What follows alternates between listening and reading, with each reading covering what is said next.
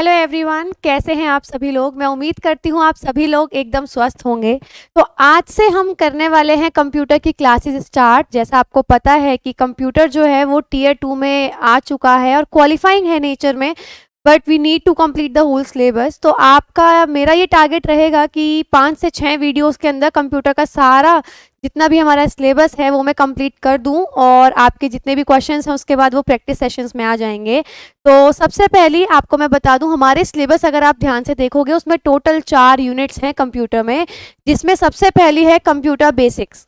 तो आज हम कंप्यूटर बेसिक्स करने वाले हैं। सबसे पहली यूनिट जो है हम कंप्लीट करने वाले हैं। इसके अंदर बहुत बहुत बेसिक चीज़ें आपको मैं बता दूं, कंप्यूटर से डरने की कोई नीड नहीं है, क्योंकि जितना आप एग्ज़ाम भी देने जाते हो, जितना बेसिक नॉलेज आपके पास कंप्यूटर की है आप उससे क्वालिफाई कर सकते हो। इट्स जस्ट कि इस वीडियोस की हेल्प से आपको क्या लगेगा, आपको ये पता लगेगा कि कुछ टर्म्स हैं जो कंप्यूटर से रिलेटेड हैं, आपको उनके बारे में पता लग जाएगा। तो हम लोग स्टार्ट करते हैं। तो सबसे पहले चलिए, इससे पहले मैं आपको बता दूं, अगर आपने अभी तक चैनल को सब्सक्राइब नहीं किया है तो सबसे पहले जाकर बेल बटन पे क्लिक कीजिए और सब्सक्राइब कीजिए, क्योंकि एसएससी के रिगार्डिंग अपडेट सबसे पहले हमारे चैनल पे ही आते हैं। इसी के साथ ये प्लेलिस्ट हैं जो कुछ यूट्यूब पे अवेलेबल हैं, जिसके अंदर आपका मैथ्स का क्रैश कोर्स है, इंग्लिश का क्रैश कोर्स है और जीएस का यानी जीके का जो क्रैश कोर्स है वो आपके पास अवेलेबल है। प्लेलिस्ट बना रखी हैं, टाइम टू टाइम चेक करते रहिए, क्योंकि इसमें शॉर्ट ट्रिक्स और कंप्लीट बहुत कम वीडियोस में कैसे आप पूरा सिलेबस कंप्लीट कर सकते हैं, एक ओवरव्यू कैसे मिल सकता है, आपको पता लग जाएगा। तो चलिए स्टार्ट करते हैं। सबसे पहले मैं बात करती हूँ कंप्यूटर की। ये हम बहुत पहले से पढ़ते हुए आ रहे हैं कि कंप्यूटर क्या है। एक इलेक्ट्रॉनिक डिवाइस है, एक जो बिजली से चलने वाली एक डिवाइस है। इट्स एन इलेक्ट्रॉनिक डिवाइस जो सारी कैलकुलेशंस बहुत कुछ सेकंड्स के अंदर कर सकती है, राइट। तो बेसिक चीज़ आपको पता है कि एक मशीन है जिसमें आप जिसका यूज़ करते हो अपना काम हल्का करने के लिए, ये है कंप्यूटर। लेकिन अभी हम कुछ अलग फैक्ट्स पढ़ने वाले हैं। जैसे सबसे पहले information processing and information accessing tool. जो इंफॉर्मेशन आपके पास है उसको प्रोसेस करना, कि कैसे आप उसको, जैसे अगर आपको मैं कुछ भी बात बोलूं तो आपकी एक अंडरस्टैंडिंग होगी उस बात को रिसीव करने की।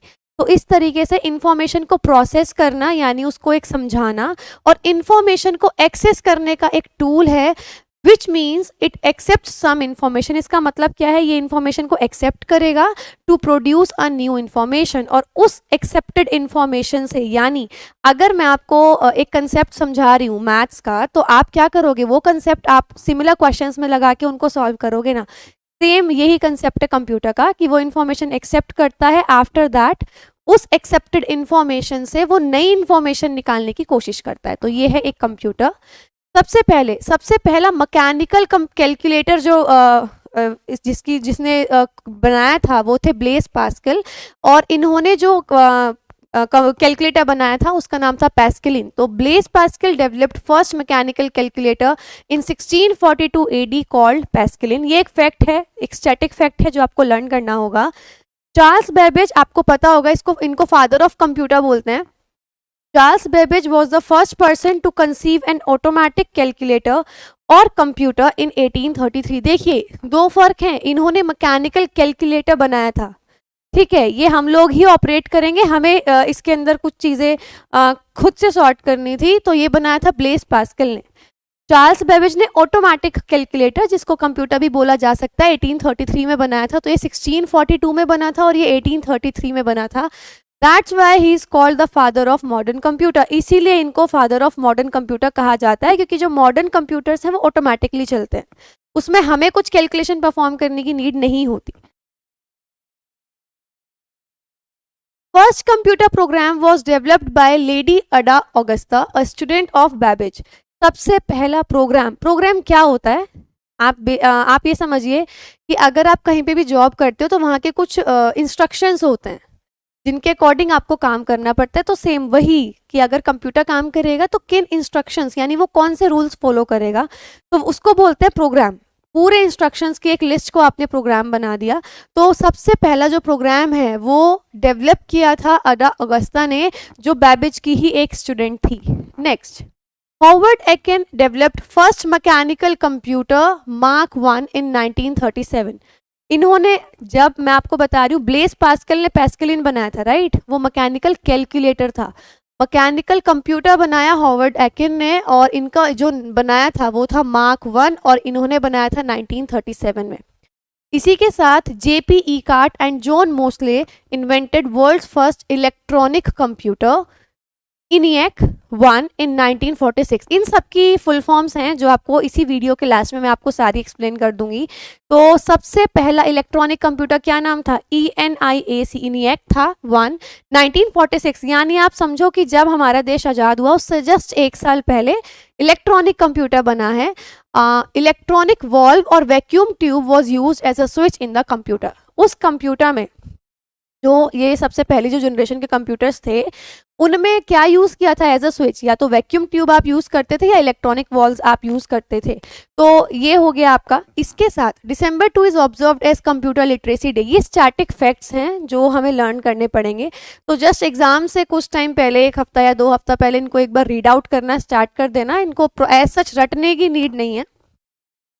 India has announced new computer policy in 1984। India ने न्यू कंप्यूटर पॉलिसी 1984 में अनाउंस की है। First computer made in India वो सिद्धार्थ। हमारा इंडिया में जो इंडिजीनियस कंप्यूटर जो हमने खुद बनाया वो था Siddharth, which was manufactured by electronics corporation of India. काफ़ी इंपॉर्टेंट है, इसको ज़रूर पढ़ लीजिएगा ध्यान से। First computer in India was installed in the main post office. सबसे पहला इंस्टॉलमेंट कहाँ पे हुआ कंप्यूटर का? मेन पोस्ट ऑफिस के अंदर सबसे पहला कंप्यूटर लगाया गया।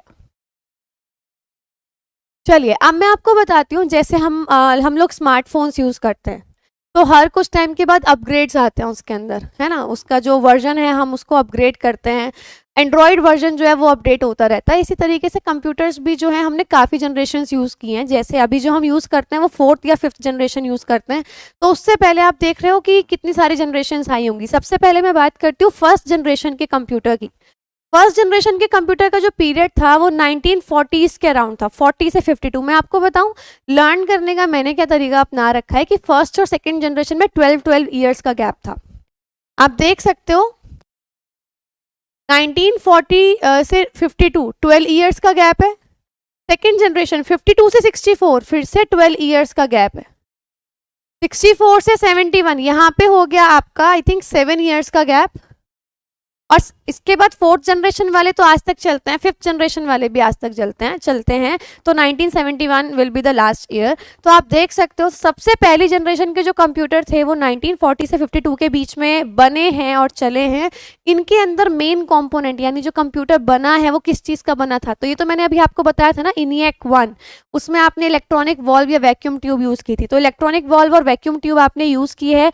इसका एग्जाम्पल एक तो आपने ENIAC 1 कर लिया।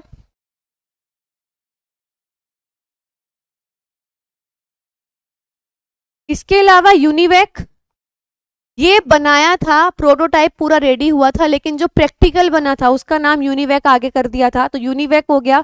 एडसेक और एडवेक ये आपके कंप्यूटर्स हैं जो फर्स्ट जनरेशन के कंप्यूटर्स हैं। दिमाग में बस रखिएगा क्योंकि प्रॉपरली इन्हीं नेम से आगे इनके कई सारे वर्जन्स हैं।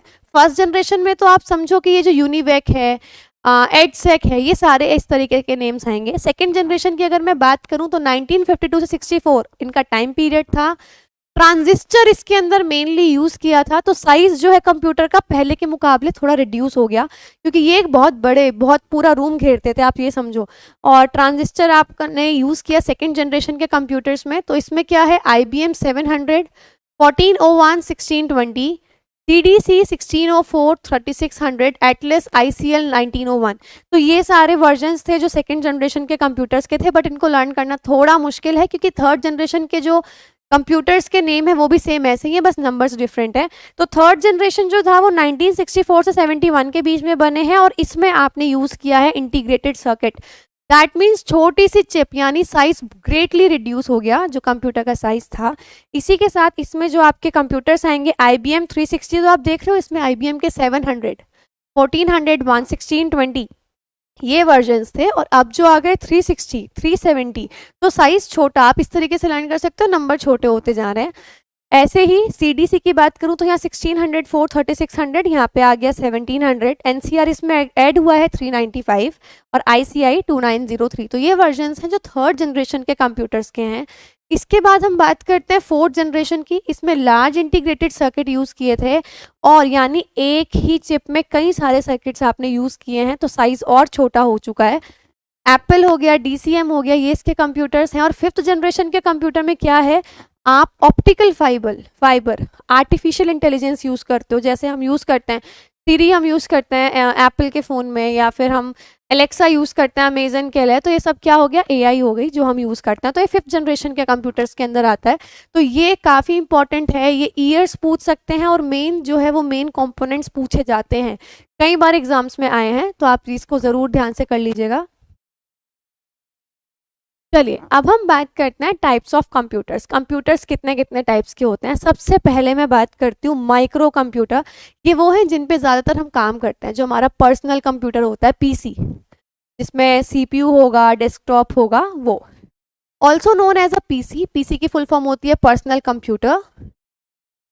Largely use for domestic and official purposes, घर के लिए, यानी जो हम नॉर्मली लगा लेते हैं हल्के बहुत काम के लिए, या स्टूडेंट्स के लिए जो अपने लिए वो यूज़ करते हैं, या ऑफिशियल पर्पसेस के लिए हम माइक्रो कंप्यूटर्स ही यूज़ करते हैं। आप देख सकते हैं माइक्रो कंप्यूटर्स ये हैं, और ये भी आपका माइक्रो कंप्यूटर्स के अंदर ही आएगा।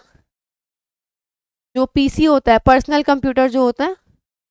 इसके अलावा सब अगला आ गया मिनी कंप्यूटर। माइक्रो से हल्के से बड़े हो गए mini computer, comparatively larger than micro computer, but these are 5 to 50 times more powerful than micro computer. यानी इनकी जो कैलकुलेशन है, जो इनकी प्रोसेसिंग स्पीड है, जो इनका काम करने की एफिशिएंसी है, वो भी स्ट्रांग हो जाती है 5 से 50 गुना। तो ये हो गए मिनी कंप्यूटर। आप देख सकते हो ऐसा इस टाइप के कुछ मिनी कंप्यूटर होते हैं। तो लैपटॉप का वर्जन है, आप ये समझ लो, लर्न करने का तरीका ये हो गया। Main frame computer. Main frame क्या है कि एक फ्रेम होगा, और उस फ्रेम को शेयर करके कई सारे यूज कर सकते हैं लोग एक साथ। तो more than 100 people can work at a time on different terminals by time sharing and multitasking techniques. एक टाइम पे 100 से ज़्यादा लोग यूज़ कर सकते हैं टाइम शेयर करके। जैसे आजकल हम यूज़ करते हैं ना, स्क्रीन शेयर वगैरह करते हैं, तो इस तरीके से आप लर्न कर सकते हो। मेन फ्रेम यानी एक ही फ्रेम है, एक ही मेन फ्रेम है, और इस पे 100 से ज़्यादा लोग शेयर कर सकते हैं। जो लोग हैं वो 100 से ज़्यादा हैं। नेक्स्ट हो गए सुपर कंप्यूटर। आपने ये नाम तो कई बार पढ़ा होगा, परम काफ़ी फेमस कंप्यूटर है, सुपर कंप्यूटर है। सुपर कंप्यूटर बहुत बहुत ज़्यादा पावरफुल, सबसे ज़्यादा एक्सपेंसिव, इसी के साथ फास्टेस्ट कंप्यूटर। पूरे दुनिया में सबसे फास्टेस्ट कंप्यूटर सुपर कंप्यूटर माने जाते हैं। Able to process most complex jobs with a very high speed. ये माना जाता है कि कुछ सेकंड्स भी कंप्लीट नहीं लगते, आप कितना ही कॉम्प्लेक्स जॉब दे दो, लेकिन उसी हिसाब से बहुत ज़्यादा महंगे आते हैं ये। अब हम बात करते हैं जिन पे काम चल रहा है, क्वांटम कंप्यूटर्स। अभी तक जो हमने पढ़ाई की है ना प्रॉपरली, अगर आप प्रॉपर डीप में पढ़ोगे बुक्स में, क्योंकि ये सारा कुछ प्रॉपरली सिलेबस से चेक हुआ है, जो भी हमारा SSC के थ्रू सिलेबस आया है उसमें सारे टॉपिक्स कवर होंगे वीडियोस के अंदर। तो क्वालिफाइंग है नेचर में, तो बिल्कुल ज़्यादा डीप में प्रोग्रामिंग या लैंग्वेजेस नहीं पढ़नी है।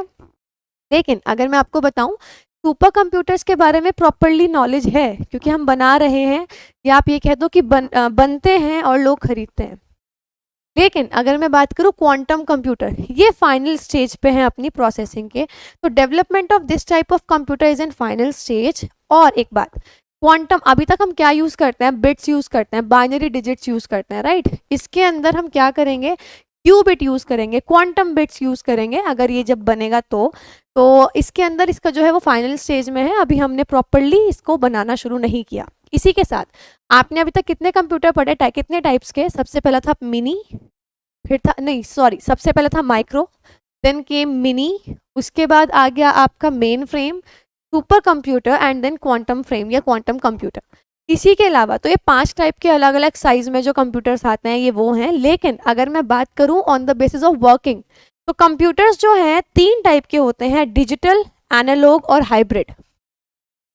देखो, डिजिटल और एनालॉग लर्न करना बहुत आसान है। डिजिटल वो जिसमें आपको साफ साफ डिजिट्स दिखेंगी, एनालॉग वो जिसमें आपका फंक्शन दिखेगा, और हाइब्रिड जिसमें वो दोनों मिक्स। मैं कैसे लर्न करती हूँ, जैसे वॉच हम यूज़ करते हैं, पहनते हैं, राइट। एक तो डिजिटल वॉच होती है, स्मार्ट वॉच, एक एनालॉग जिसमें प्रॉपर वो होगा, डायल होगा, और हाइब्रिड जिसके अंदर आप, हाइब्रिड तो क्लॉक ऐसे स्मार्ट वॉचेस में देख सकते हो क्योंकि आपके पास दोनों ऑप्शन है, उसमें डिजिटल चाहिए या एनालॉग चाहिए। तो ये आपकी 3 टाइप के कंप्यूटर्स हो गए, डिजिटल, एनालॉग एंड हाइब्रिड। अब हम बात करते हैं कुछ फैक्ट्स की। जैसे सबसे पहला मैं आपको अभी बता रही थी, super computers are quite famous in like everything in the everywhere in the world. तो सबसे पहला आ जाओ, first super computer of the world is Cray K1। सबसे पहला सुपर कंप्यूटर है क्रे K1। फर्स्ट डिजिटल कंप्यूटर, मैंने अभी आपको बताया भी था, डिजिटल कंप्यूटर इनिएक था, जिसके अंदर ये मैकेनिकल था, ये भी मैंने आपको बता चुकी हूँ। आई थिंक 1643 में जो बनाया था ये वही है। Most super computers use Linux and operating system. मैं आपको बताती हूँ ऑपरेटिंग सिस्टम क्या होता है, अगर आप बिल्कुल ब्लैंक हो, आपको कुछ नहीं पता। आप जब कंप्यूटर ऑन करते हो तो एक इंटरफेस आपको दिखता है, राइट, एक स्क्रीन दिखती है, वो प्रॉपर एक सिस्टम है जिससे आप कंप्यूटर के साथ इंटरेक्ट कर सकते हो। वो ऐसा सिस्टम है कि आपको समझ में आएगा, उसमें प्रॉपर इंग्लिश में लिखा हुआ है, क्योंकि कंप्यूटर तो मशीन है ना, उसको वो लैंग्वेज समझ नहीं आती। तो हमने क्या किया, हमने एक सिस्टम डाल दिया, एक ऐसा सिस्टम कि वो बीच में है, हमें कुछ कहना है हम उस सिस्टम का यूज करेंगे, कंप्यूटर को समझना है वो उस सिस्टम का यूज करेगा, उसको बोलते हैं ऑपरेटिंग सिस्टम। कि उसको ऑपरेट करने के लिए एक सिस्टम हमने डाल दिया। तो ऑपरेटिंग सिस्टम यूज करते हैं मैक्सिमम कंप्यूटर्स, और ये बहुत सारे टाइप के ऑपरेटिंग सिस्टम्स होते हैं जो हम आगे आने वाले वीडियोस में पढ़ेंगे। तो अभी के लिए आपको मैं बता दूं, मैक्सिमम कंप्यूटर्स जो यूज करते हैं वो लिनक्स यूज करते हैं। फर्स्ट प्रैक्टिकल डिजिटल, मैंने आपको बताया था कि जो पहला डिजिटल कंप्यूटर था वो था इनिएक, लेकिन जब आपने प्रैक्टिकली उसको बनाया तो उसका नेम हो गया यूनिवेक। फोर्ट्रान, अच्छा, Fortran is the first programming language. Fortran एक लैंग्वेज है जिसका नेम है formula translator, full form formula translator, ठीक है। तो ये सबसे पहली प्रोग्रामिंग लैंग्वेज है जो डेवलप हुई है। Prolog is the language of 5th generation of computer. आपको पता है 5th जनरेशन सबसे लेटेस्ट जनरेशन है, तो कई बार पूछ लेते हैं 5th जनरेशन के कंप्यूटर्स कौन सी लैंग्वेज यूज करते हैं, तो दे यूज प्रोलॉग। परम इज अ सुपर कंप्यूटर, मैंने अभी बोला भी था, आपने परम का नाम सुना होगा। परम इंडिया में जो है सुपर कंप्यूटर है उसका नाम परम है, इंडिया ने बनाया हुआ है, और बहुत बहुत बहुत कॉस्टली होता है ये। अच्छा, अभी हो गया है कि कंप्यूटर कितने टाइप्स का है और कैसे चलता है, राइट। अब हम बात करते हैं कंप्यूटर बना किस चीज से होता है। A computer is organize into 3 basic units. एक कंप्यूटर के अंदर अगर मैं उसको यूनिट्स में डिवाइड कर दूं तो टोटल 3 यूनिट्स में कंप्यूटर डिवाइड हो जाएगा। सबसे पहला सेंट्रल प्रोसेसिंग यूनिट, या पढ़ चुके हो, आई थिंक कई बार पढ़ चुके हो, जिसको ब्रेन ऑफ द कंप्यूटर बोलते हैं।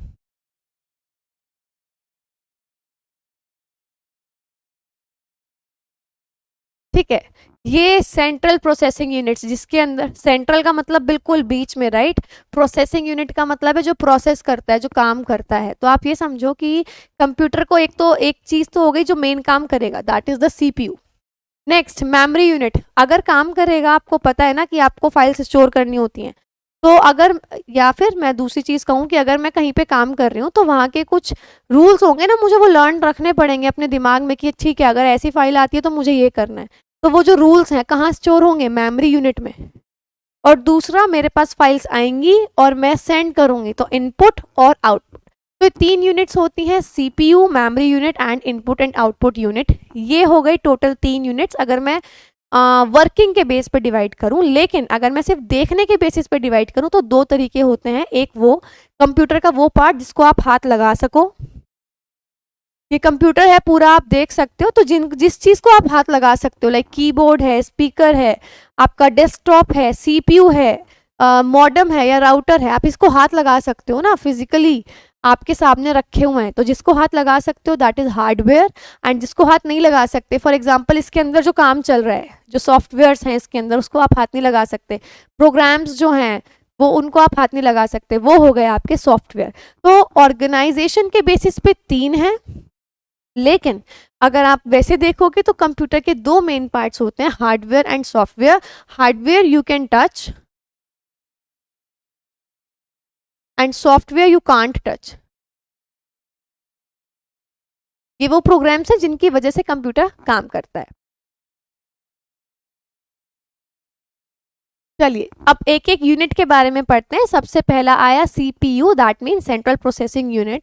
It is called the brain of the computer. इसको कंप्यूटर का ब्रेन बोला जाता है। क्यों? क्योंकि जितनी कैलकुलेशंस होगी वो यही करेगा, जितनी प्रोसेसेस होंगी, जितना भी डेटा आप उसको दोगे, डेटा का मतलब जितना भी आप उसको काम दे रहे हो, इंफॉर्मेशन दे रहे हो, उन सब की जो प्रोसेसिंग है कि वो कैसे काम करेंगी, या उस इंफॉर्मेशन को कैसे यूज करना है, या उस इंफॉर्मेशन से आप नई इंफॉर्मेशन कैसे बना सकते हो, एक्सेस जिसको बोलते हैं, ये सारा काम कौन करेगा? सेंट्रल प्रोसेसिंग यूनिट, CPU करेगा। आप देख सकते हो दिस इज द CPU।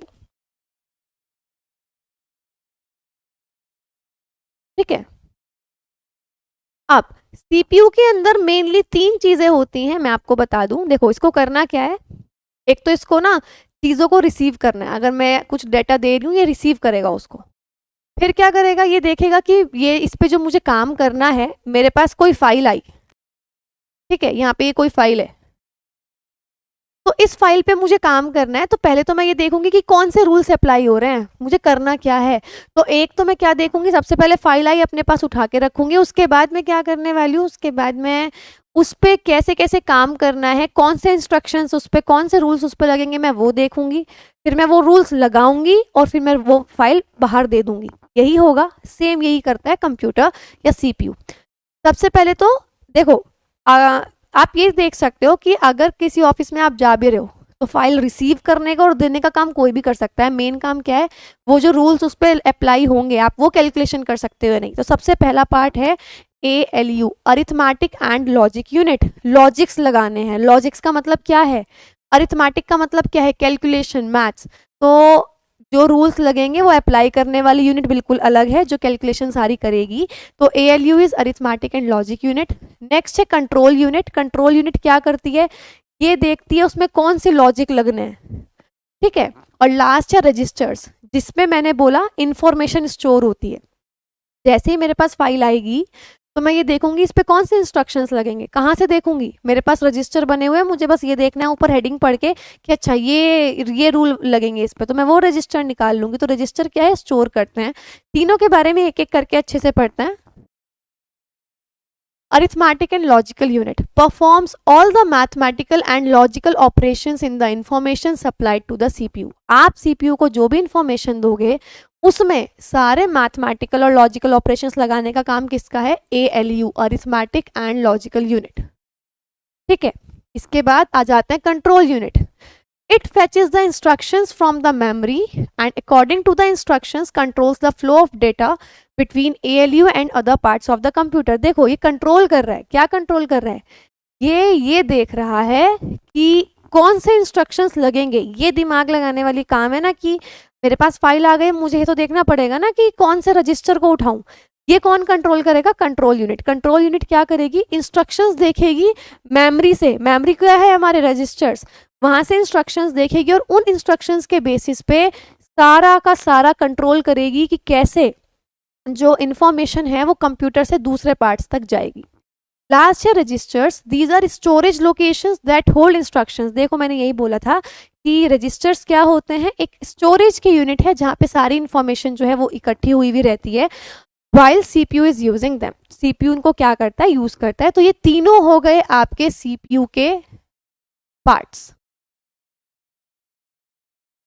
अच्छा, अब जो हम चीज़ें स्टोर करते हैं, आप सभी लोग नेट यूज़ करते हो राइट। आप रिचार्ज करा, जब पहले हम रिचार्ज कराते थे 1 GB या 1 जिसका भी हम रिचार्ज करते थे, तो हमारे पास डाटा आता है। तो स्टोरेज यूनिट्स होती हैं, हम क्या यूज़ करते हैं। तो ये उसका चार्ट है and it is quite important. और मैं आपको एक बात और बता दूं, ये जो हम यूज़ करते हैं ना, हम 2 तरीके से यूज़ करते हैं। We use either the decimal system,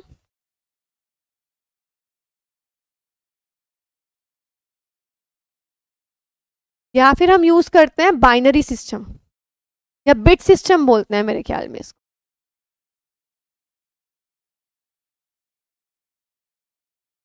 bit system के अकॉर्डिंग आपको याद होगा कि 1 GB में 1024 KB आते थे, 1024 MB आते थे जब हम रिचार्ज करते थे। अगर मान लो हमने 1 GB का रिचार्ज किया है तो इसमें ये डिजिट हम यूज करते हैं। लेकिन अब जो हम यूज करते हैं दैट वी यूज नाउ ये डेसिमल सिस्टम। इसमें क्या होगा कि अगर आप 1 GB का रिचार्ज करते हो तो 1000 MB आता है।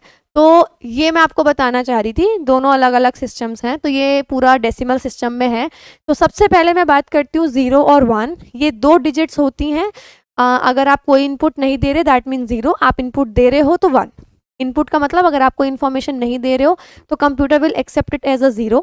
अगर आप कुछ इनपुट दे रहे हो, कुछ डाटा दे रहे हो, तो computer will accept it as 1। तो 0 और 1 को क्या बोलते हैं? बिट। बिट की फुल फॉर्म होती है बाइनरी डिजिट।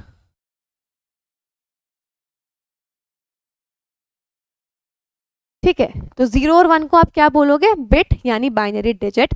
अब आप एक चीज, ये मैं इन दोनों में बहुत कंफ्यूज होती थी, तो मैं आपको लर्न कराने का तरीका बता रही हूँ, लर्न करने का तरीका, अगर आप लोगों को भी कंफ्यूजन होती है तो देखिए, इनमें कंफ्यूजन दूर करने का सबसे बेस्ट तरीका क्या है? देखो, बिट का मतलब होता है बिल्कुल चिन्हक सा। अगर आप कोई टुकड़ा देख रहे हो ना तो उसको हम बिट बोलते हैं। तो अगर आप कुछ चीज खा रहे हो और बहुत बिट बिट करके खा रहे हो तो आप कुतर रहे हो चूहे की तरह, राइट? तो उसको बोलते हैं इंग्लिश में निबल, निबलिंग। अगर चूहा कुतरता है, कुतरने की इंग्लिश होती है निबल। तो अगर आपने 4 बिट्स एक साथ ले लिए यानी आप कुतर रहे हो, तो 4 बिट्स को बोलते हैं 1 निबल। अगर आपने 4 की बजाय 8 ले लिया यानी अब आपने प्रॉपर एक जिसको बोलते हैं टुकड़ा बना लिया, टुकड़ा बना के खा रहे हो, तो बाइट। तो 8 बिट्स को बोलते हैं बाइट। और बाइट से आते लर्न करना आसान है। बाइट वही है किलो बाइट के बाद वाला जो बाइट होता है, केबी। तो अब हम बात करते हैं बाइट की। तो 1000 बाइट, 1000 बिट्स के अंदर हो गया 1 केबी। 1000 केबी के अंदर एमबी। जो हमारा डेटा हमारे फ़ोन में जब क्रेडिट होता है ना, जब हम रिचार्ज करते हैं, तो वो इसी में ही होता है, एमबी में। अगर आप एमबी वाला रिचार्ज करते हो, 1.5 जीबी जैसे हमारा आता है या 1 जीबी आता है, तो वो इस एमबी से ही बनता है, जीबी। तो मेगाबाइट के बाद 1000, अगर मेगाबाइट है तो 1 गीगाबाइट बन जाता है। 1000 गीगाबाइट को मिलाकर 1 टेराबाइट बन जाता है। तो आप कैसे लर्न करोगे? सबसे पहले आया बिट, 4 बिट का मिला के 1 निबल, 8 बिट का मिलाकर 1 बाइट, 1000 बिट्स को मिलाकर 1 किलोबाइट। ठीक है, अब केबी से तो लर्न करना आसान है, राइट? 1000 केबी हो गया 1 एमबी, 1000 एमबी हो गया 1 जीबी, 1000 जीबी हो गया 1 टीबी, टेराबाइट, 1000 टीबी हो गया पेटाबाइट, 1000 पेटाबाइट हो गया 1 एक्साबाइट, ये आई थिंक मिस हो गया बीच में, और 1000 ये एक्साबाइट मिला के बन गया जेटाबाइट, 1000 जेटाबाइट मिला के बन गया योटाबाइट, 1000 योटाबाइट मिलाकर बन गया ब्रोंटोबाइट, और 1000 ब्रोंटोबाइट मिलाकर बन गया जियोपबाइट, जिसको जियोपबाइट ही बोलते हैं। तो सबसे बड़ी जो यूनिट है वो है जियोपबाइट। जियोपबाइट के बाद है ब्रोंटोबाइट, ब्रोंटो के बाद है योटा, देन जेटा। तो इस तरीके से आप लर्न करोगे। नीचे की एटलीस्ट 3 से 4 लर्न कर लेना, क्योंकि आपको आई थिंक ये पेटाबाइट तक तो लर्न होगा ही होगा। जीबी के बाद क्या आ गया? टेराबाइट, टेराबाइट के बाद क्या आ गया? पेंटाबाइट, पेंटाबाइट के बाद एक्सा, देन जेटा, योटा, ब्रोंटो और जियोप। तो ये हो गए आपकी जो स्टोरेज यूनिट्स होती हैं वो। अब हम बात करते हैं मेमोरी यूनिट की। अभी तक आपने क्या पढ़ा? आपने ये पढ़ा कि जो कंप्यूटर है उसके अंदर सीपीयू है, कंट्रोल यूनिट है और मेमोरी यूनिट है, राइट? तो सीपीयू आप पढ़ चुके हो, मेमोरी यूनिट की बात कर, कंट्रोल यूनिट आप पढ़ चुके हो, मेमोरी यूनिट की हम बात कर रहे हैं। तो मेमोरी यूनिट में क्या है? It stores all the information and data for the CPU before और after the CPU processes the data. ये सारी इंफॉर्मेशन को अपने पास प्रोसेस करने के लिए स्टोर करके रखता है, कि सीपीयू को चाहिए होगा। और नाम में ही है ना, मेमोरी अपने पास स्टोर करके रखता है। इट कैन रिसीव डाटा, ये डाटा रिसीव कर सकता है तभी तो स्टोर करके रखेगा। होल्ड इट, उसको अपने पास संभाल के रख सकता है। Deliver according to the instructions from the control unit, मतलब जैसे मैंने बताया था कि अगर मेरे पास फाइल आई तो मैं लूंगी और दूंगी, तो वो लेने वाला और देने वाला सिस्टम मेमोरी यूनिट का है। आगे मेमोरी 2 टाइप की होती है, most important, it is very very important. जो मेमोरी है वो 2, देखो अगर मेरे पास फाइल आई, अब 2 चीज़ें, या तो मैं उस पर काम करना शुरू करूँ और दे दूँ, निपटा दिया, या फिर मैं उसको परमानेंटली अपने पास रख लूँ, कोई फाइल है ही मेरे लिए। तो 2 टाइप की मेमोरीज होती हैं, प्राइमरी मेमोरी और सेकेंडरी मेमोरी। तो हम सबसे पहले इन मेमोरीज के बारे में बात करते हैं। चलिए सबसे पहले बात करते हैं प्राइमरी मेमोरी। ये कंप्यूटर की मेन मेमोरी होती है, सबसे ज़्यादा कंप्यूटर काम इसी मेमोरी पे करता है। ये है क्या? It is referred to as working memory और the main memory of the computers. इसको बोला जाता है कि कंप्यूटर की जो मेन मेमोरी है ना, जैसे हम भी काम करते हैं तो एक हमारी नेचर होती है ना, जो अपफ्रंट हम जैसे हैं दूसरों के साथ इंटरेक्ट करेंगे, वो मेन हमारा प्राइमरी कैरेक्टरिस्टिक्स होते हैं। तो इस तरीके से कंप्यूटर की प्राइमरी मेमोरी जो है वो बिल्कुल मेन मेमोरी है। It establishes direct communication with the computer. इससे क्या होगा कंप्यूटर के साथ डायरेक्ट हमारा एस्टैब्लिशमेंट होगा। हम जो भी कंप्यूटर पे काम कर रहे हैं वो कहाँ स्टोर होता है, प्राइमरी मेमोरी में। फॉर एग्जांपल मैंने कंप्यूटर ओपन किया, मैंने कोई फोल्डर ओपन किया, तो ये सारी चीज़ें वो कहाँ अपने पास देख के रखेगा कि इन्होंने क्या ओपन किया है, वो प्राइमरी मेमोरी के साथ ही काम करवाएगा। इट कैपेबल ऑफ रिसीविंग और sending data at a very high speed, ये बहुत जल्दी काम करता है। आप देखो ना, आपने क्लिक किया और एकदम से खुल जाता है वो फोल्डर, तो बहुत हाई स्पीड पे काम करता है। It is temporary in nature, nature में टेम्परेरी है, मतलब आपने जैसे फोल्डर पे आपने क्रॉस पे क्लिक किया, ये फोल्डर बंद हो जाएगा, इसको याद नहीं रहेगा आपने क्या खोला। आप सब जगह से इसको, अगर आपने क्रॉस का बटन क्लोज कर दिया तो ये हट जाएगा। तो टेम्परेरी है, जितने टाइम तक आप काम करोगे उतने टाइम तक खुला हुआ रहेगा। आपने बंद कर दिया, कंप्यूटर ऑफ कर दिया, वो काम उसमें नहीं रहेगा। Data stored in primary memory is lost when the computer is switched of. जैसे मैंने अभी बताया कि प्राइमरी मेमोरी में क्या है कि जब तक आप काम कर रहे हो तभी तक इन्वॉल्व हो, काम बंद कर दिया, कंप्यूटर बंद कर दिया, वो अपने पास याद नहीं रखेगा। It is also called volatile memory. Volatile एक साइंस का वर्ड है जिसका मतलब है जो चीज़ उड़ जाती है, तो वोलेटाइल मेमोरी है। क्योंकि प्राइमरी मेमोरी फेमस ही इसीलिए है क्योंकि जितने टाइम तक आप काम करोगे उतने टाइम तक उसमें वो याद रहेगा, वो अपने पास स्टोर करके रखेगा। एज सून एज आपने कंप्यूटर स्विच ऑफ कर दिया वो सब कुछ भुला देगा, वो सब कुछ भूल जाएगा। इसका एग्जाम्पल है रैम, ये प्राइमरी मेमोरी है। आपने देखा भी होगा ना, फ़ोन का हम खरीदते हैं तो हम कॉन्फ़िगरेशन देखते हैं कितने रैम की हमको फ़ोन लेना है, तो वो रैम क्या है कि कंप्यूटर कितनी जल्दी काम करेगा, क्योंकि क्लिक करते वो खुल रहा है या नहीं खुल रहा। फ़ोन पे हम एक ऐप से दूसरे ऐप पे गए, वो एकदम गया या नहीं गया, तो ये होती है रैम, प्राइमरी मेमोरी, जिसकी वजह से वो काम करेगा। तो रैम, जिसको बोलते हैं रैंडम एक्सेस मेमोरी, इसकी फुल फॉर्म है रैंडम एक्सेस मेमोरी।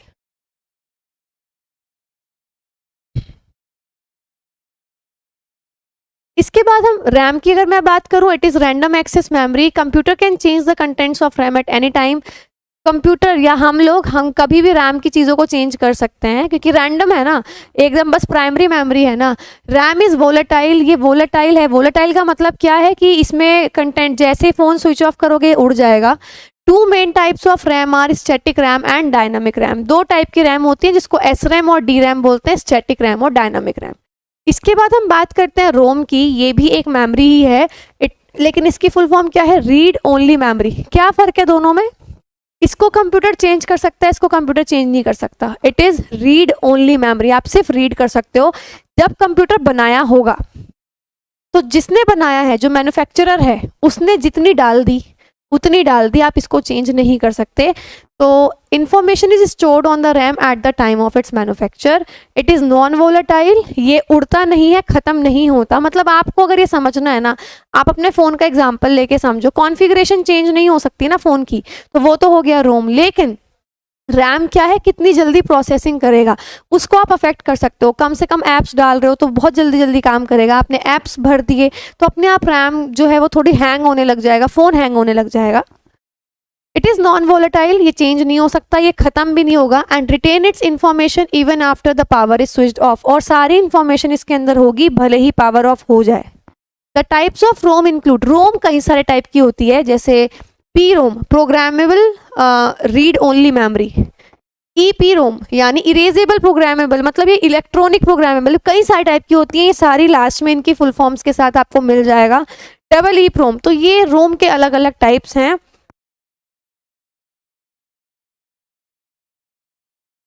नेक्स्ट हम बात, अभी आपने पढ़ा था ना, दो टाइप की मेमोरी हो गई, प्राइमरी जिसपे मेन वो काम करेगा, वो भी दो टाइप की हो गई। जिस पे आप काम करोगे वो अपने पास वो काम करते ही खत्म, और जो अपने पास उठा के रखेगा। दूसरी है सेकेंडरी मेमोरी, ये वो मेमोरी है जो हमारे हाथ में होती है, एडिशनल मेमोरी। जैसे हम पेन ड्राइव यूज़ करते हैं, यूएसबी स्टोरेज यूज़ करते हैं, हार्ड डिस्क यूज़ करते हैं।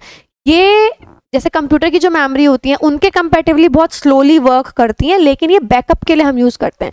इन केस हमारे कंप्यूटर का सारा डेटा एक दिन उड़ गया तो हमारे पास वो डेटा होना चाहिए। हम पेन ड्राइव में यही तो करते हैं, और क्या करते हैं। It is use to store data for a long time, लंबे टाइम तक अगर हमें डाटा स्टोर करना हो। इसकी स्पीड बहुत कम होती है, परमानेंट होता है, लेकिन ये इसलिए इसको नॉन वोलेटाइल मेमोरी बोलते हैं। प्रोवाइड्स बैकअप स्टोरेज, बैकअप हमें मिल जाता है कि अगर डाटा खत्म हो गया, से हम फ़ोन का डाटा ट्रांसफ़र करते हैं, अब तो क्लोनेट से या फिर फ़ोन टू फ़ोन ट्रांसफ़र हो जाता है। पहले सारा फ़ोन का डाटा लैपटॉप में, कंप्यूटर में, पेन ड्राइव के थ्रू करना पड़ता था और फिर आप नए फ़ोन में डालते थे। तो स्टोरेज के लिए हम यूज़ करते हैं। प्राइमरी मेमोरी जो थी वो फास्ट है, एक्सपेंसिव है।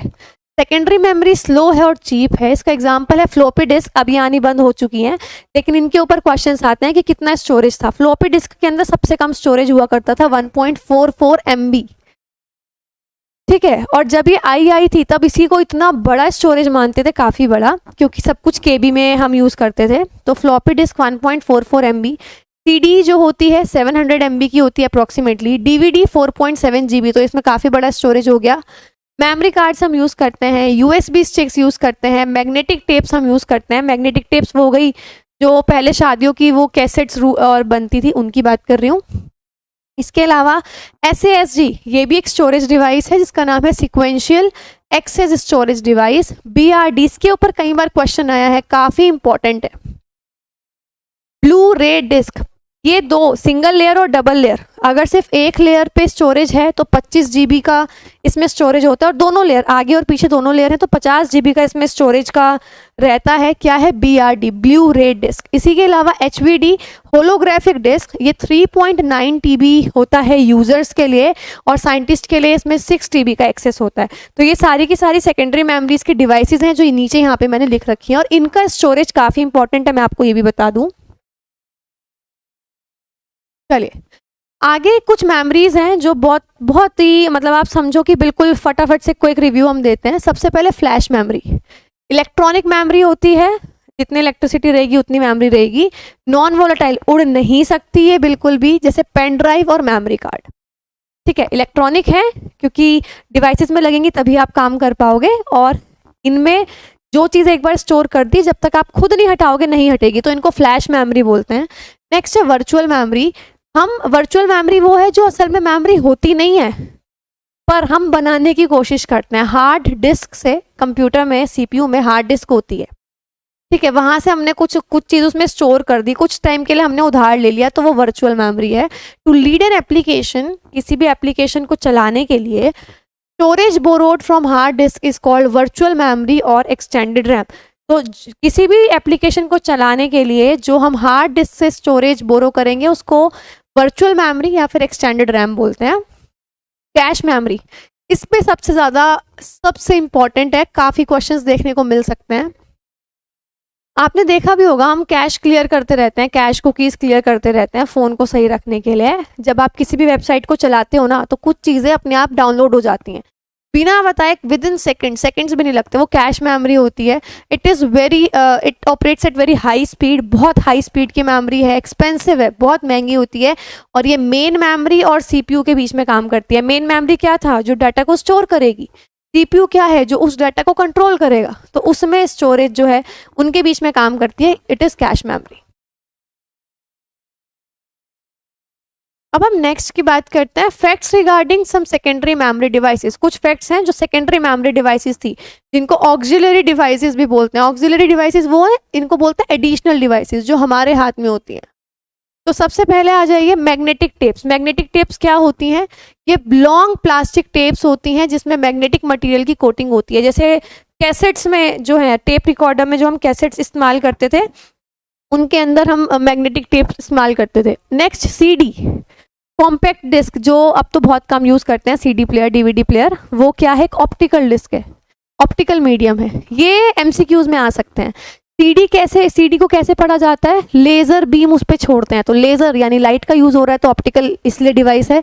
दूसरी चीज़ ये कि उस पर लाइट छोड़ी जाती है, वो लाइट जो है अंदर का मटेरियल रीड आउट करती है। तो ये हो गया DVD, डिजिटल वर्सेटाइल डिस्क। इसको, ये भी एक ऑप्टिकल मीडियम ही है, बस इसमें क्या है कि CD से ज़्यादा स्टोरेज रहता है इसके अंदर। अब हम बात करते हैं इनपुट आउटपुट। आपने पढ़ा था कंप्यूटर के अंदर टोटल 3 चीज़ें होती हैं,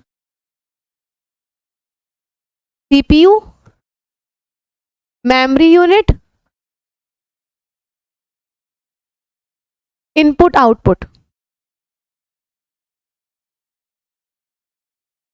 फिर आपने पढ़ा CPU के अंदर भी 3 चीजें होती हैं, रजिस्टर्स, ALU और CU कंट्रोल यूनिट। तो आप ये 3 पढ़ चुके हो। मेमोरी यूनिट अभी आपने यहीं पे फिनिश किया है। अब हम बात करते हैं इनपुट आउटपुट की।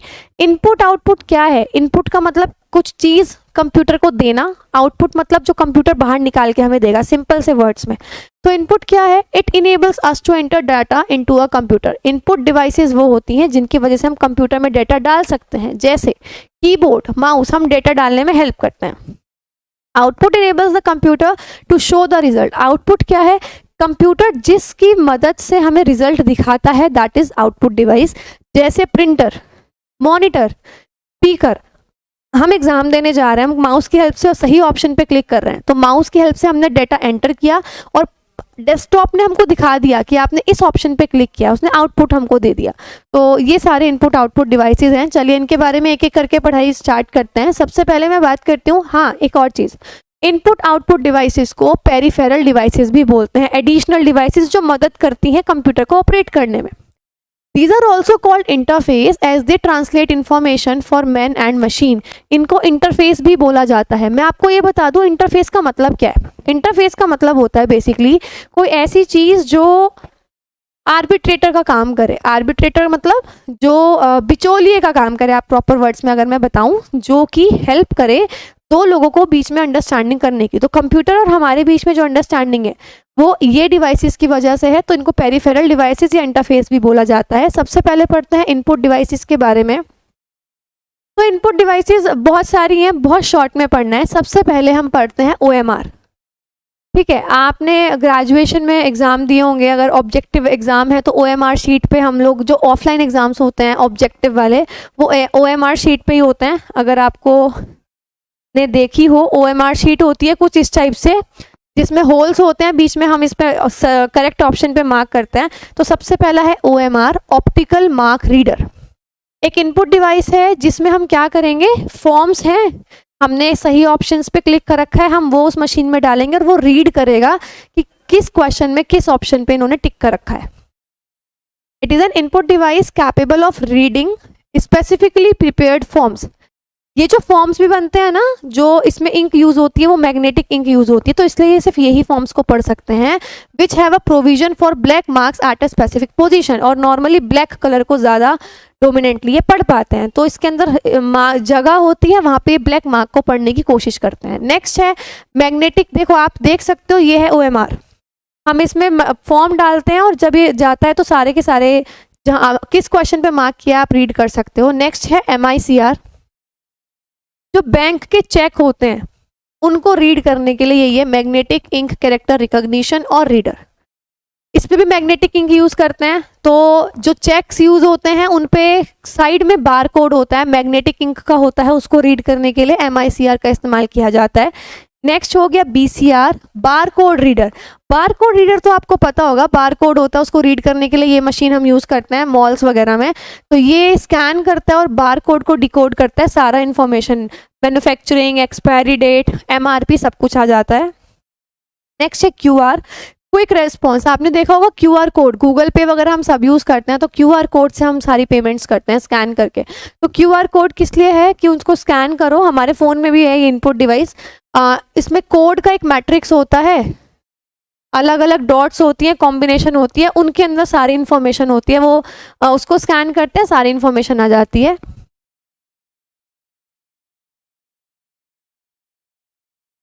नेक्स्ट, तो ये हो गई इनपुट डिवाइसेस। अब नेक्स्ट इनपुट डिवाइस है कीबोर्ड।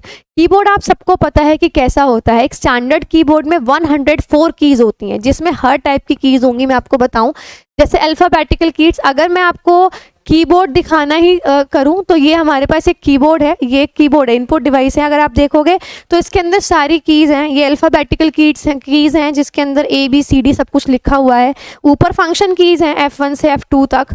न्यूमेरिकल कीज़ हैं जो बिल्कुल ये लेफ्ट, अगर मैं इस तरीके से पकड़ा हुआ है तो बिल्कुल लेफ्ट पार्ट में होंगी। तो ये सारी जो कीज़ हैं सब कीबोर्ड के अंदर हैं। तो अल्फ़ाबेटिकल कीज़ हैं, नंबर कीज़ हैं 0 to 9, फंक्शन कीज़ हैं F1 से F12, मॉडिफायर कीज़ होती हैं कंट्रोल ऑल्ट और शिफ्ट, टॉगल कीज़ होती हैं caps lock, numeral lock, scroll lock, इनसे ये सब इनको ये बोला जाता है।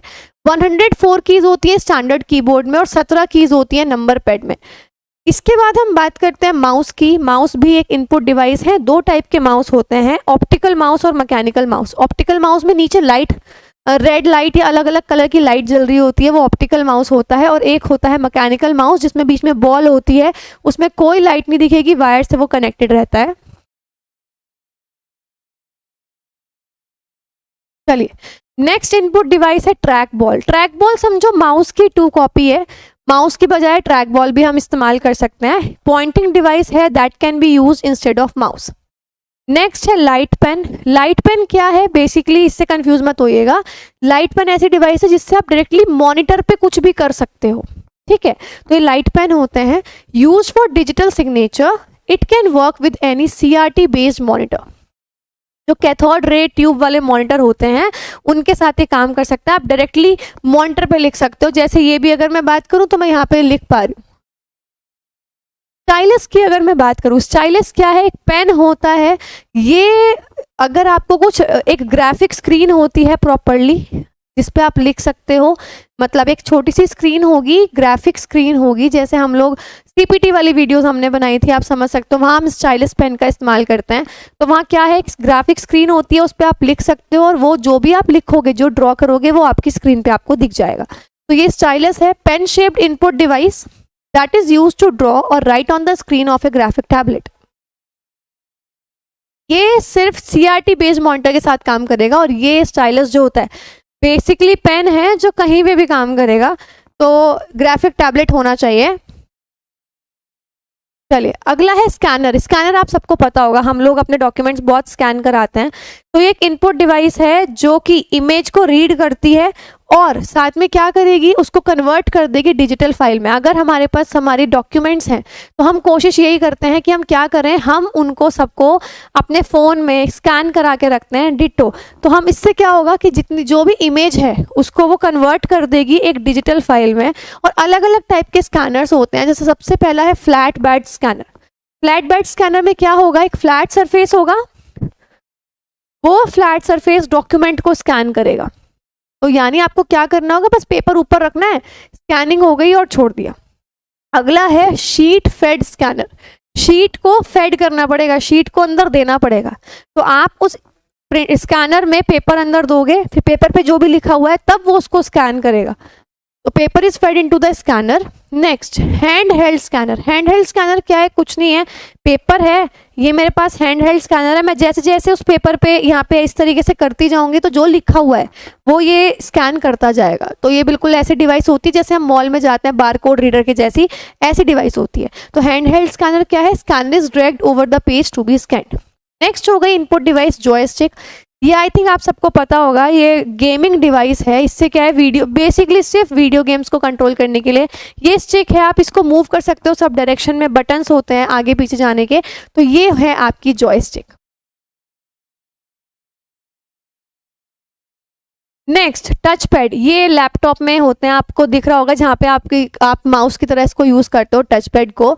तो ये एक स्पेशलाइज्ड सरफेस है, एक ऐसा सरफेस है जो आपकी फिंगर जहां जहां मूव करेगी उसको ट्रांसलेट कर देता है स्क्रीन पे। That can translate motion and position of a user's finger to a relative position on the operating system. System पे आप जहां जहां फिंगर मूव करोगे वहां वहां आपका कर्सर मूव करेगा। नेक्स्ट है माइक्रोफोन। माइक्रोफोन क्या आप लगाते हो, आपको क्या होता है, साउंड, जो एनर्जी साउंड है वो सुनाई देती है आपको, तो वो भी एक इनपुट डिवाइस है। ये साउंड वेव को, माइक्रोफोन वो है जिससे आप बोलते हो, आप कुछ भी बोल रहे हो वहां से जाएगी। तो आप साउंड एनर्जी देते हो और वो इलेक्ट्रिक एनर्जी में कन्वर्ट होता है आपके सिस्टम के अंदर। तो एक इनपुट डिवाइस, अगर आपको कुछ साउंड रिकॉर्ड करनी है, आपको इनपुट देना है, तो आप माइक्रोफोन का इस्तेमाल करोगे। नेक्स्ट है पेन टैब। पेन टैब क्या है, बेसिकली आपने देखा होगा बहुत सारे जो एक टैबलेट होती है उस पर पेन से लिख सकते हैं, जो नोट पैड वगैरह जो हम यूज़ करते हैं वही है। Enables the user to hand draw images. हाथ से आप सीधा टैबलेट पे ड्रॉ कर सकते हो, एनिमेशंस बना सकते हो, ग्राफिक्स बना सकते हो with a special pen like stylus. Tablet होता है, स्टाइलस पेन का इस्तेमाल करके आप बना सकते हो। उनको पेन टैब या पेन, सिंपल पेन टैब बोलते हैं। जैसे आपने देखा होगा कि जो एनाइम बनती हैं या फिर जो अब आज की डेट में कार्टून्स वगैरह के जो स्केच बनते हैं वो प्रॉपरली टैबलेट पे ही बनाए जाते हैं। तो ये है पेन टैब। नेक्स्ट हम बात करते हैं आउटपुट डिवाइसेस की। तो सबसे पहले मैं आपको बताऊं, आउटपुट डिवाइसेस वो हैं जो हमको रिजल्ट्स देंगी। तो सबसे पहला आ गया आपका मॉनिटर। तो मॉनिटर में अगर मैं बात करूं, it is known as standard output device. एक स्टैंडर्ड आउटपुट डिवाइस जो है वो मॉनिटर कहलाती है। मॉनिटर आपके 4 टाइप्स के होते हैं।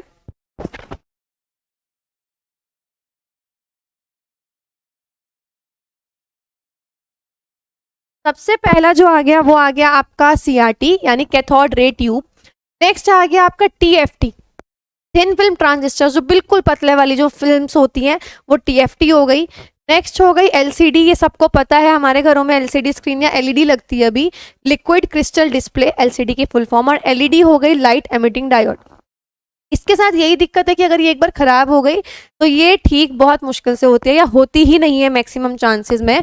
तो ये हो गई आपकी 4 टाइप के मॉनिटर्स। कौन कौन से हो गए? सबसे पहला है आपका CRT cathode ray tube, TFT thin film transistor, LCD liquid crystal display और LED यानी लाइट एमिटिंग डायोड।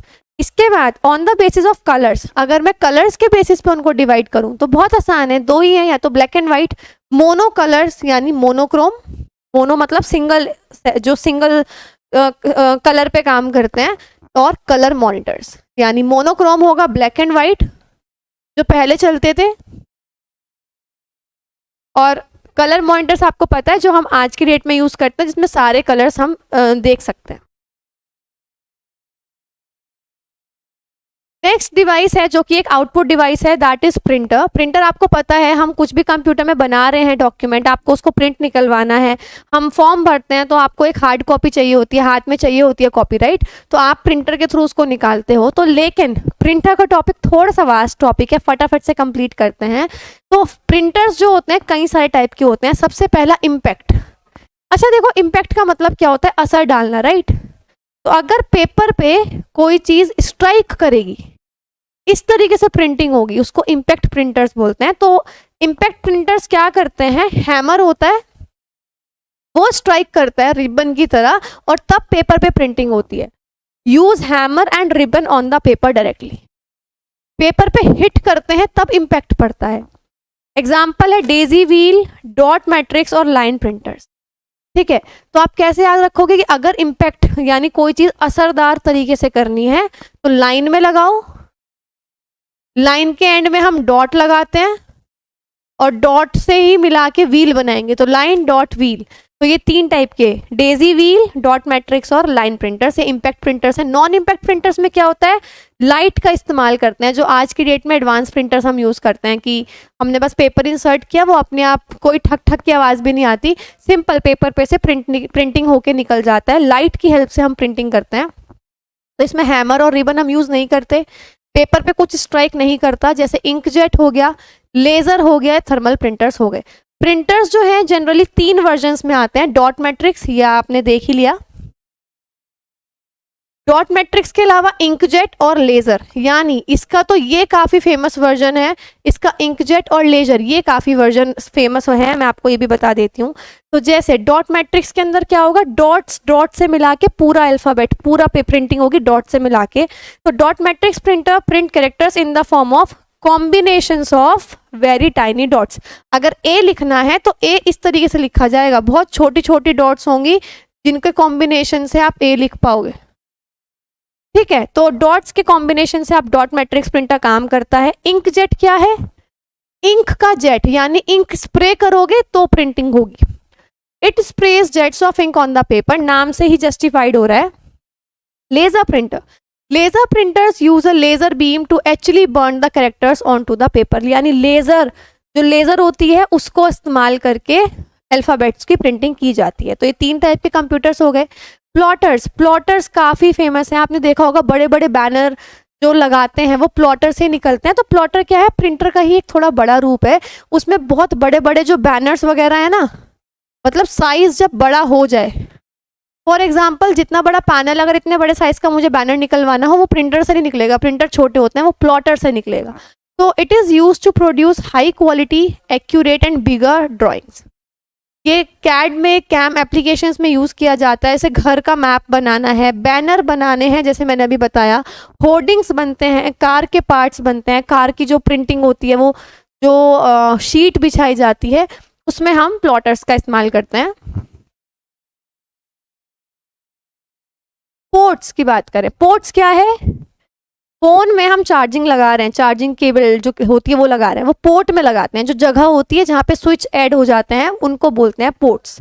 तो अब हमारा जो नेक्स्ट टॉपिक है, और मोस्ट प्रोबेबली ये आई थिंक सेकंड या थर्ड लास्ट टॉपिक है, पोर्ट्स की बात करते हैं। पोर्ट क्या है? जैक है या रिसेप्टिकल है जिसमें हम दूसरी डिवाइस ऐड करते हैं। सीपीयू के पीछे कई सारे पोर्ट होते हैं।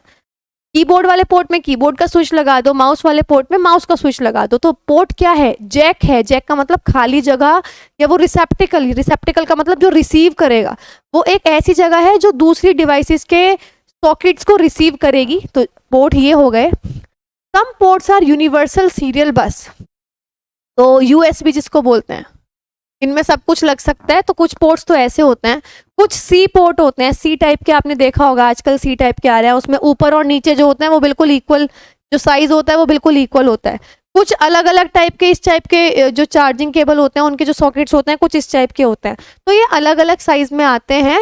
इसके अलावा there are different types of ports available, जैसे serial port, parallel port, USB port. USB तो मैंने आपको बता ही दिया, उसमें हर कुछ लग सकता है। इसी के साथ से पेन ड्राइव वगैरह हम लगाते हैं। पैरेलल में क्या होता है? बिल्कुल इक्वल साइज में होता है, काफी बड़े बड़े डॉट्स होते हैं, और सीरियल पोर्ट्स होती हैं। तो ये 3-4 टाइप के अलग अलग पोर्ट्स हैं, जिनके बारे में इतना नहीं पढ़ना, बस ये पता होना चाहिए पोर्ट होता क्या है। जिसमें भी आप डिवाइस ऐड करते हो एक्स्ट्रा, उस जगह को पोर्ट बोलते हैं। चलिए नेक्स्ट है कुछ फैक्ट्स। अब सिर्फ फैक्ट्स बच रहे हैं, फटाफट से फिनिश करते हैं।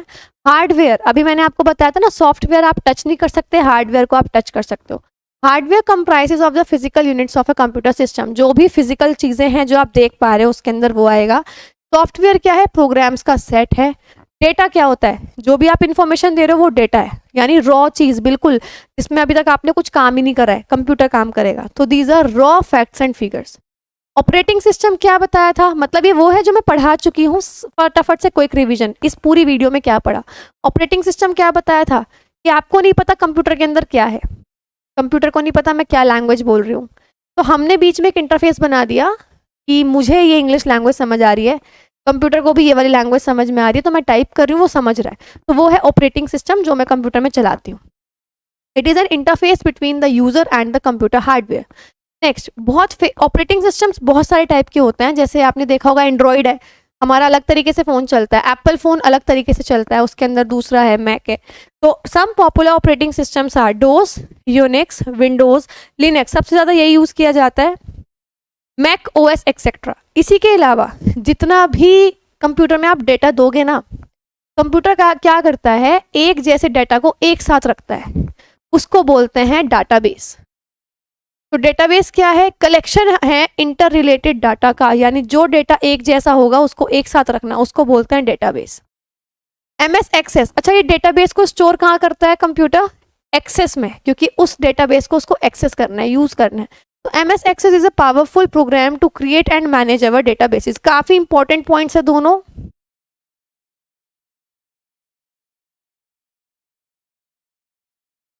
अब कुछ आपके ना इसके अंदर कंप्यूटर के अंदर कुछ प्रोग्राम्स हैं जिनके बारे में आपको पता होना चाहिए, जैसे विंडोज़ एक्सप्लोरर।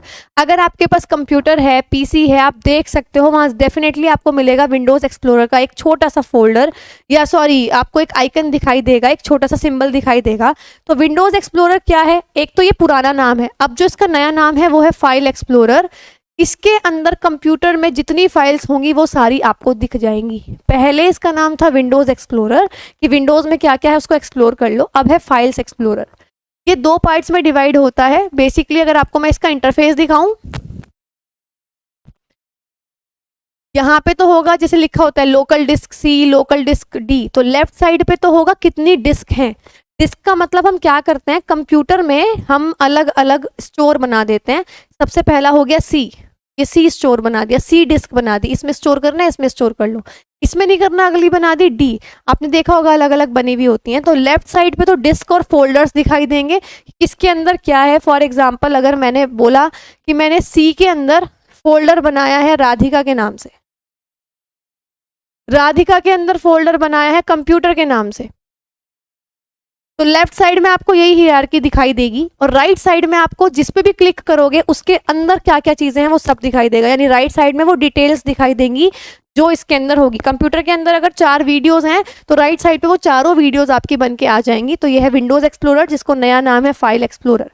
ये हैं कुछ कीबोर्ड के शॉर्टकट्स जो अगर आप कंप्यूटर यूज़ करते हो, आई डोंट थिंक कि आपको नहीं पता होंगे, और अगर आप कंप्यूटर यूज़ नहीं करते तो फिर भी कुछ हैं जो मैं अभी मार्क करके आपको बता दूंगी, जो आप लर्न कर ही लीजिएगा। जैसे अगर मुझे यहाँ से लेके यहाँ तक का सब कुछ सेलेक्ट करना है तो या तो कंप्यूटर से मैं सबको ऐसे सेलेक्ट करूँ, मुझे माउस का यूज़ करके, मुझे माउस यूज़ ही नहीं करना, कीबोर्ड से मैं क्या यूज़ करूँगी, कंट्रोल एक की होती है बिल्कुल लेफ्ट बॉटम कॉर्नर में, कंट्रोल+A, इससे सब कुछ सेलेक्ट हो जाता है। जैसे आप देख रहे हो कि ये सब कुछ बोल्ड में लिखा हुआ है ये बोल्ड में नहीं है, ये बोल्ड में है, थोड़ा मोटा लिखा हुआ है। तो बोल्ड में करना है तो कंट्रोल+B, कॉपी करना है मुझे सेम इसी को कॉपी करना है तो कंट्रोल+C। इसके अलावा 3 अलाइनमेंट्स होते हैं। जब आप कुछ भी लिखते हो 3 अलाइनमेंट्स होते हैं। तो या तो आप लिखते हो पेज के बिल्कुल लेफ्ट साइड या राइट साइड या सेंटर में या फिर राइट साइड पे, तो 3 अलाइनमेंट होते हैं। अगर आप लिखते हो लेफ्ट साइड पे तो लेफ्ट अलाइन बोलते हैं, सेंटर में लिखते हो तो उसको सेंटर अलाइंड या जस्टिफाइड बोलते हैं, और अगर आप बिल्कुल राइट साइड में लिखते हो तो राइट अलाइंड। तो लेफ्ट में करना है तो कंट्रोल+L, राइट में करना है तो कंट्रोल+R, और सेंटर में करना है तो कंट्रोल+E। तो कंट्रोल+E से सेंटर अलाइनमेंट हो जाता है। जैसे सीधे लिखे हुए हैं, लेकिन अगर आपको थोड़ा टेढ़ा लिखना है, इटैलिक्स, हल्का सा कर्सिव में लिखना है तो कंट्रोल+I। जस्टिफाइड का मतलब होता है बिल्कुल जितनी पहली लाइन की लेंथ है उतनी ही अगली लेंथ होगी। और मैं ये सोच रही हूँ कि आपके लिए एक बहुत छोटी सी वीडियो अलग बन जाए जिसमें सारे शॉर्टकट्स जो है मैं आपको खुद करके बता सकूं कि इनसे क्या होता है। तो एक वीडियो आपकी सिर्फ इसी की बनेगी जिसमें सारे शॉर्टकट्स मैं आपको करके दिखा सकूं, क्योंकि प्रैक्टिकल चीज़ें हमें ज़्यादा लर्न होती हैं। तो जे से हो गया जस्टिफाइड का मतलब होता है एक के नीचे एक, लेकिन बिल्कुल सेम लेंथ की होंगी ये। अभी मैंने बताया कंट्रोल+L से लेफ्ट अलाइंड। कंट्रोल+N, अगर कंट्रोल+N प्रेस कर देते हो तो एक नया डॉक्यूमेंट खुल जाता है। अगर पावर पॉइंट चला रहे हो, आपने कंट्रोल+N कर दिया, एक नई स्लाइड खुल जाएगी, बिल्कुल फ्रेश डॉक्यूमेंट खुल जाएगा। कंट्रोल+O ओपन करने के लिए, अगर आपने पावर पॉइंट खोला, आपको कोई पहला कुछ पावर पॉइंट की स्लाइड है, आपको उसको ओपन करना है, कंट्रोल+O करो, एक डायलॉग बॉक्स खुलेगा जिसमें आपकी सारी फाइल्स आ जाएंगी जो पावर पॉइंट की होंगी। आप उसमें सेलेक्ट करके खोल सकते हो अपनी file. F12 save as, F12 के लिए सेव, जो अगर F ऊपर फंक्शन कीज होती हैं, F12 का यूज होता है सेव एज के लिए। कंट्रोल+R राइट अलाइन, Alt+Tab, अगर आपने कई सारी चीज़ें एक साथ खोली हुई हैं, पावर पॉइंट भी खोला हुआ है, वर्ड भी खोला हुआ है, कई सारी चीज़ें खोली हुई है, आप पावर पॉइंट पे हो, उसके बाद जस्ट नेक्स्ट आपने वर्ड खोला था, वर्ड पे जाना है, तो आपको कुछ उसको मिनिमाइज करने की जरूरत नहीं है कि उसको काट रहे हो फिर आप अगला खोल रहे हो, नहीं, Alt+Tab करोगे तो अगले प्रोग्राम पे अपने आप जंप कर जाएगा। कंट्रोल+Z, गलती हो जाए तो हम कंट्रोल+Z दबाते हैं एकदम उसको वापस करने के लिए। इसका जस्ट उल्टा है कंट्रोल+Y रीडू, जो नहीं किया उसको वापस दोबारा से करने के लिए। तो कंट्रोल+Y है रीडू, कंट्रोल+Z है अंडू। अंडू का मतलब होता है जैसे मैंने अभी ये किया था, देखो ये लाइंस ड्रॉ करी, ये हो गया अंडू, देखो ये हट गया, लेकिन मुझे वापस चाहिए तो मैं ये कर दूंगी, ये हो गया रीडू। इसके अलावा कंट्रोल+W क्लोज फाइल, अगर मुझे इसको सब कुछ क्लोज करना है, मैं इसके पैनल के कीबोर्ड से कंट्रोल+W प्रेस कर दूंगी, फाइल क्लोज हो जाएगी। कंट्रोल+X कट, मुझे यहाँ से लेके यहाँ तक का जो मटेरियल है यहाँ से कट करके कहीं और मुझे डालना है, तो इस पर सेलेक्ट करके कंट्रोल+X प्रेस कर दूंगी। कंट्रोल+V पेस्ट, जब दूसरी जगह जाऊंगी पेस्ट करने के लिए कंट्रोल+V। कंट्रोल+S से सेव हो जाती है फाइल, F7 से स्पेलिंग्स चेक हो जाती है, और F2 से आप फाइल का नेम चेंज कर सकते हो। इसी के साथ ये कुछ फाइल्स और भी हैं, कुछ शॉर्टकट्स और भी हैं। जैसे कंट्रोल+होम पे जाओगे तो इस फाइल के बिल्कुल स्टार्टिंग में पहुंच जाओगे, यानी बिगनिंग पे। कंट्रोल के साथ एंड दबा दिया तो बिल्कुल एंड पे पहुंच जाओगे। Alt+Shift+Tab तीनों एक साथ प्रेस कर दिए तो जैसे Alt+Tab से क्या था, अगले पे जा रहे थे, Alt+Shift+Tab से पहले वाले पे चले जाओगे। मतलब आप पावर पॉइंट पे हो, इसके बाद आपने वर्ड ओपन किया, इससे पहले एक्सेल ओपन कर रखा था, आपको यहां से यहां जाना है, कुछ नहीं करना है, Alt+Tab। लेकिन अगर पहले वाले पे जाना है, Alt+ plus shift plus tab, इसी के साथ ऑल्ट और F4 अगर एक साथ प्रेस कर दोगे तो शट डाउन हो जाएगा। कंट्रोल यू अंडरलाइन, मुझे जो मैंने लिखा है मुझे अंडरलाइन करना है तो कंट्रोल यू। प्रिंट करना है, प्रिंटर को कमांड देनी है कंट्रोल पी, कुछ क्लिक करने की नीड नहीं है। और कंट्रोल के से हाइपरलिंक, आप कुछ लिख रहे हो, आपने वो जो लिखा है वो नेट पे से लिखा है तो आपको वो लिंक इसमें ऐड करना है कि हाँ अगर आपको देखना है आप इस वेबसाइट पे चले जाओ, तो हाइपरलिंक डालने के लिए कंट्रोल के का इस्तेमाल किया जाता है। इसके अलावा ये कुछ टर्म्स हैं जो इस वीडियो में हमने यूज़ किए हैं, अदरवाइज जो जितनी भी एब्रीविएशंस हैं वो अलग वीडियोस आएगी, उसमें आपको सारी शॉर्टकट्स मिल जाएंगे, लेकिन इसमें सिर्फ हमने इनका इस्तेमाल किया है। सबसे पहला है ENIAC, electronic numerical integrator and computer, electronic numerical integrator and computer. Next है EDVEC, electronic discrete variable automatic computer. EDSEC, electronic delay storage automatic computer and UNIVAC, universal automatic computer. इनमें ये काफ़ी इंपॉर्टेंट है और ये काफ़ी इंपॉर्टेंट है, ठीक है। ये पहला इलेक्ट्रॉनिक कंप्यूटर है मैनुअल, और डिजिटल जो प्रैक्टिकल बना था वो UNIVAC था। तो ENIAC क्या है, electronic numerical integrator and computer, और UNIVAC है यूनिवर्सल ऑटोमेटिक कंप्यूटर। तो इसको आप ध्यान रखेंगे। इसी के साथ आज की वीडियो यहीं पे ख़त्म हो रही है। SSC के रिगार्डिंग अपडेट्स के लिए चैनल को सब्सक्राइब करना ना भूलें। साथ ही साथ जैसे मैं आपको बता भी चुकी हूँ पहले कि प्लेलिस्ट हैं, आप टाइम टू टाइम चेक करते रहिए, क्योंकि क्रैश कोर्स से क्या है कि आपका रिवीजन हो जाएगा बहुत शॉर्ट में। तो आपके पास बहुत सारी प्लेलिस्ट हैं जो आप टाइम टू टाइम चेक कर सकते हैं। इसी के साथ आपके पास आपको टेलीग्राम चैनल को ज्वाइन करिए, क्योंकि जितनी भी वीडियोस हैं उन सबकी PDF टेलीग्राम चैनल पे 2 से 3 दिन के अंदर अपलोड हो जाती हैं। तो टेलीग्राम चैनल पे सारे अपडेट्स आपको मिल जाएंगे। इसके साथ जो सबसे बड़ी अनाउंसमेंट थी जो सर ऑलरेडी कर चुके हैं कि ऑफिसर्स बैच, मेंस के लिए ऑफिसर्स बैच को ज्वाइन कीजिए अगर आपको नीड है तो। इसमें आपको सारे जो सब्जेक्ट्स हैं, मैथ्स, इंग्लिश, GK और रीजनिंग, इसमें सारे सब्जेक्ट्स के SSC CGL, CHSL, CPO, MTS, steno, इन सब की आपके पास सारा कोर्स, सारे प्रैक्टिस सेशंस आपको बहुत अफोर्डेबल रेट्स में आपको मिल जाएंगे। 9 मंथ्स की वैलिडिटी है एंड एट ओनली 1999। तो गाइज ये थी आज की वीडियो। इसी के साथ मैं आपको बता भी दूं कि द्रोणा बैच, जो द्रोणाचार्य बैच है वो सर ने लॉन्च किया है। टारगेटेड मैथ्स बैच है, अगर आपका मैथ्स वीक है आप वो बिल्कुल ज्वाइन कर सकते हैं। इसी के साथ इंग्लिश कॉम्प्रहेंशन का जो आपका टेस्ट जो बैच है वो अमन सर का है। GS के लिए कंप्लीट, अगर आपको प्रॉपर, आपको ऑफिसर बैच की नीड नहीं है, आपको प्रॉपर सब्जेक्ट वाइज करना है तो यह हमारे पास 4 बैच हैं। रीजनिंग का हैप्पी राव सर का है, इंग्लिश का अमन सर का है, मैथ्स का सर ने द्रोणाचार्य बैच लॉन्च किया, और GS में मेरा और शिवम सर का है, जिसमें सभी टॉपिक्स अप्रॉक्सीमेटली कंप्लीट हो चुके हैं। तो गाइज ये थी आज की वीडियो। मैं उम्मीद करती हूँ आपको आज की वीडियो पसंद आई होगी। तो मिलते हैं अगली वीडियो के साथ। Thank you so much and have a very nice day.